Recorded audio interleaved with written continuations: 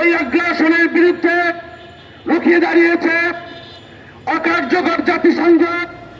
এখনো যদি কার্যকর ভূমিকা পালন করতে না পারে, অদূর ভবিষ্যতে ডোনাল্ড ট্রাম্প এবং তার রাজনৈতিক দল এক এক করে আফগানিস্তান, ইরাক, ইরান এক এক করে অন্যান্য দেশ দখল করার চক্রান্ত করবে।